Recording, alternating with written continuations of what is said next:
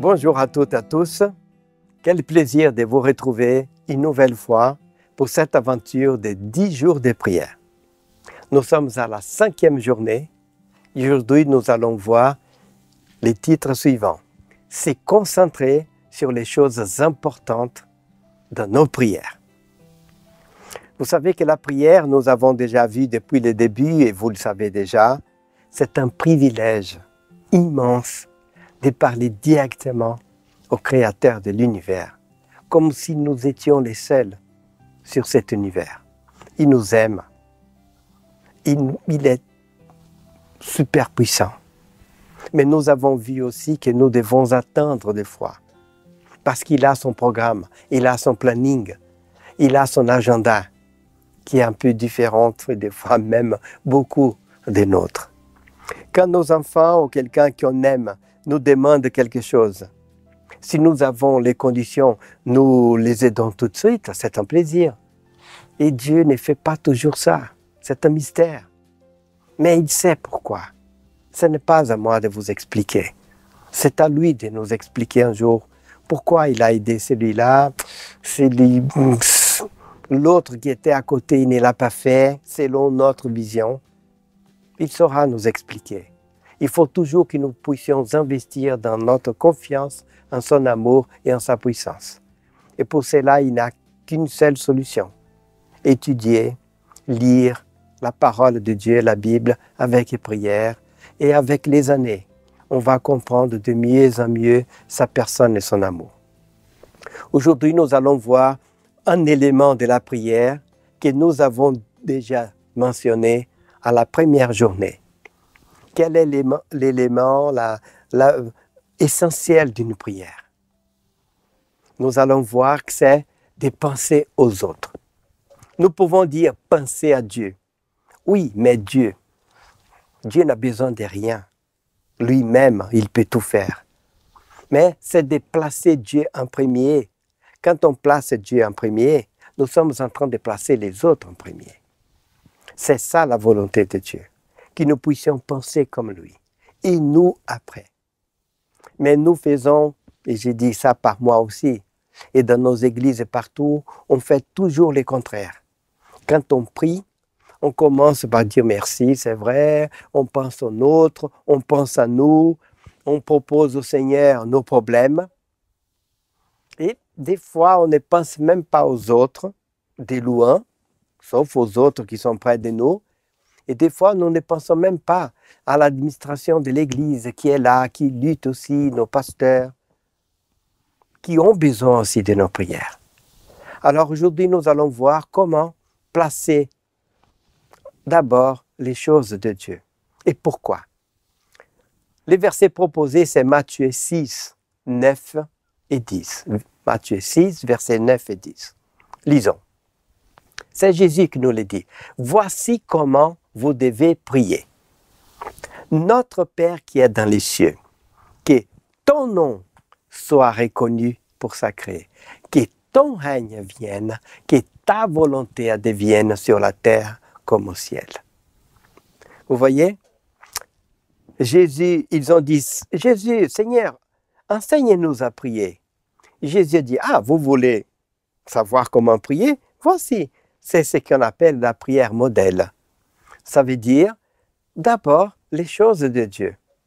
Pas parce que Dieu en a besoin, mais si le nom de Dieu est reconnu pour sacré, c'est une bénédiction pour l'humanité.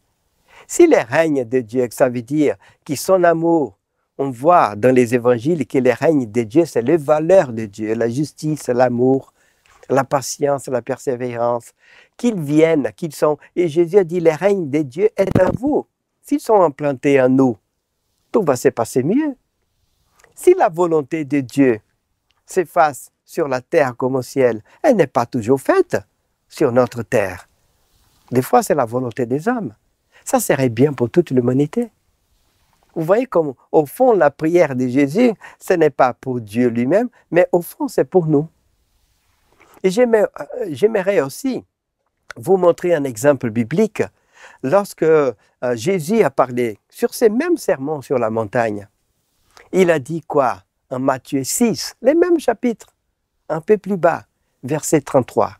Il nous dit, « Cherchez d'abord les règnes de Dieu et sa justice, et tout cela vous sera donné par surcroît. » Voilà ce que Jésus nous dit.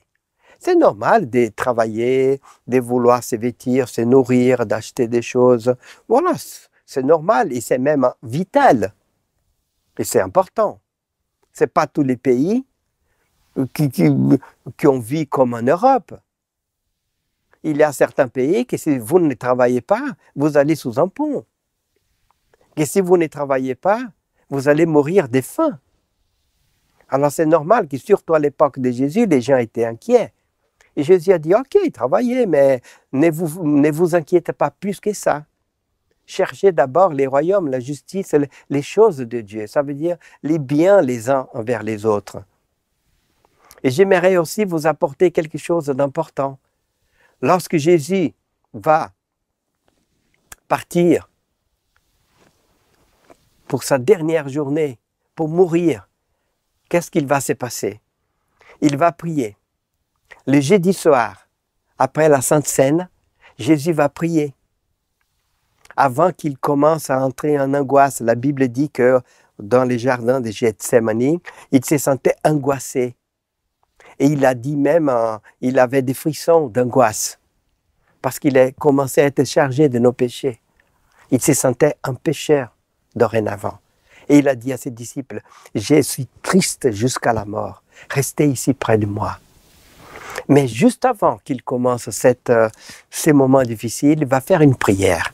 C'est tous les chapitres 17 du livre de Jean, et que je vous invite à lire après, chez vous, tranquillement. Et Jésus commence, qu'il dit, pour son moment final, qu'après avoir parlé, assis, Jésus lève les yeux au ciel, 17, verset 1 déjà, et dit, « Père, l'heure est venue. Glorifie ton Fils, pour que les Fils te glorifient. » Voilà les secrets de la prière. Troisième fois que nous avons cet exemple. Cherchez d'abord les royaumes de Dieu. Ensuite, Jésus a dit, commencez, que ton règne vienne, que ta volonté soit faite. Et Jésus, dans sa dernière prière, elle dit, Seigneur, glorifie ton Fils pour que ton Fils te glorifie. Et j'aimerais juste, avant de prier, nous inviter, m'inviter aussi, à toujours prier, même si c'est des choses banales, de penser en quoi cela va aider les autres, en quoi cela va aider de telle sorte que je sois un instrument de Dieu plus fort. Un jour, quand mes enfants étaient petits, très petits, ils avaient une petite Ferrari toute petite qu'ils jouaient comme ça. Ils ont dit, papa, si un jour je parlais de la prière comme ça, au canapé, tranquillement, que Dieu peut tout nous donner, selon sa volonté. Et l'un d'eux a demandé, papa, si un jour je demande une Ferrari à Dieu, est-ce qu'il va me la donner? J'ai dit, si toi, tu vis dans une classe sociale où tes amis ont aussi des Ferrari, des Porsche, et que tu as les moyens de l'acheter, et qui peut-être pour qu'ils puissent écouter ta parole avec une certaine valeur, eux, ils ont besoin de te voir aussi que tu as réussi dans la vie, pourquoi pas? Dieu va peut-être te donner ça. Comme ça, ils vont dire, ce gars-là a bien réussi sa vie, je vais bien écouter ce qu'il a à dire de son Dieu. Mais si tu demandes une Ferrari décapotable pour passer au bord du lac ou de la plage pour attirer les regards des filles, je ne crois pas que Dieu va vous la donner. Tu peux l'acheter avec ton argent. Mais tu ne peux pas dire que c'est Dieu qui te l'a donné, même avec ta force et ta santé. Alors Dieu peut tout nous donner. Si on a besoin d'une grande maison, parce qu'on a un projet d'utiliser cette maison pour avoir des réunions, des prières et tout, c'est ton rêve. Et si vous avez la possibilité, Dieu va vous donner cette possibilité d'avoir cette grande maison. Mais si c'est pour avoir une maison, un jour un ami m'a dit à la porte de l'église, mon projet c'est d'avoir une maison de 1000 mètres carrés au bord du lac de Genève. J'ai dit, ok, on va voir, peut-être que Dieu va te la donner. Mais si c'est juste pour avoir un rêve comme ça, Voilà. J'aimerais, avant de prier, que nous puissions penser à cela. Tout ce que nous allons demander. Même une personne peut partager notre vie. Nous pouvons dire, Seigneur, est-ce que cette personne va m'aider à être plus épanoui, plus fort encore pour être utilisé par toi. Si je veux voyager, si j'ai un rêve de vivre dans un autre pays, est-ce que c'est un rêve juste pour moi? Ou j'ai trouvé aussi, Seigneur, si je vais dans ce pays, je vais peut-être m'épanouir mieux encore et je peux même être un mieux instrument pour toi. Vous pouvez l'avoir. Si vous voulez une maison, un chalet, des vêtements plus agréables parce que vous vivez autour des gens qui ont besoin de vous valoriser, de vous écouter, pourquoi pas? Alors, que nous puissions faire cet exercice, cette journée et aussi avec cette pensée. Tout ce que nous allons demander, essayons de voir en quoi cela va nous aider à être des instruments plus efficaces. Et Dieu aura tout intérêt à nous l'offrir. Que Dieu puisse vous bénir, me bénir, et je vous invite maintenant à prier avec moi. Notre Père, nous désirons te connaître davantage. Nous voulons apprécier chaque jour ton caractère et ta volonté. Libère-nous de tous nos projets égoïstes et aide-nous à voir, Seigneur, d'autres projets autour de nous qui sont plus valorisants. Regarde, que nous puissions, Seigneur, regarder ton royaume comme quelque chose qui fait partie aussi de nos vies. Aide-nous, Seigneur, à te mettre en premier, parce que lorsque nous te plaçons en premier, c'est nous-mêmes qui serons valorisés. Comme lorsque Jésus a dit, « Glorifie-moi, mon Père, pour que je puisse te glorifier. » Donne-nous la santé, Seigneur, suffisante, l'énergie pour le travail, l'énergie pour aider les autres, dans les mesures de l'équilibre, afin que nous puissions être utiles pour ta gloire et pour les biens de nos prochains et pour notre propre bonheur. Au nom de Jésus, ton Fils.